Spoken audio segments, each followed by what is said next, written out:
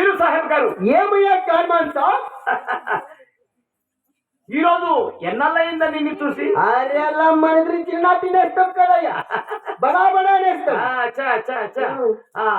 ఇప్పుడు పెద్ద పని జరిగిపోయిందయ్యా. ఏం జరుగుతా ఉందయ్యా?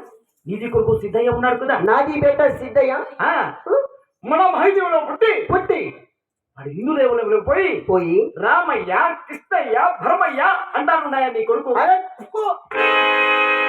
మోముద్రే కొడుక మోముద్దు. నాది బిడ్డ, నాది కొడుకు, నాది సిద్ధు. తెల్లారే నీకు లేపి సన్నిల స్థానము చెప్పి నా కొడుకు నమాజ్కి పంపించొస్తాడా? నాది కొడుకు నాది అబద్ధం, నాది మాట అబద్ధము అయితే లోపల నగ్మా సబ్ని అడుగు. నిజమేనయ్యో, అది కాకపోతే కొడుకుల సాహిబ్ ని అడగవయ్యా. అయ్యా పీరు సాహిబ్ గారు, మన మహందీరంలో పుట్టి కలిసి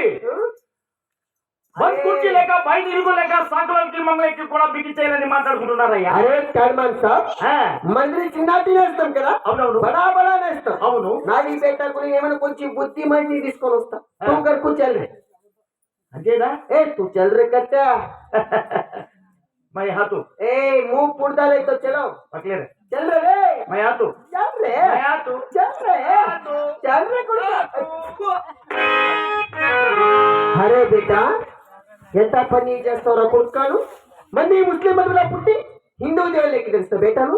అరే కొడుక, నువ్వు ఎక్కడ ఉన్నావు, ఏ దేవుళ్ళలో ఏ మతాల్లో పని చేస్తారా బేటా? చదువురా చీకలెత్తరా బేటా.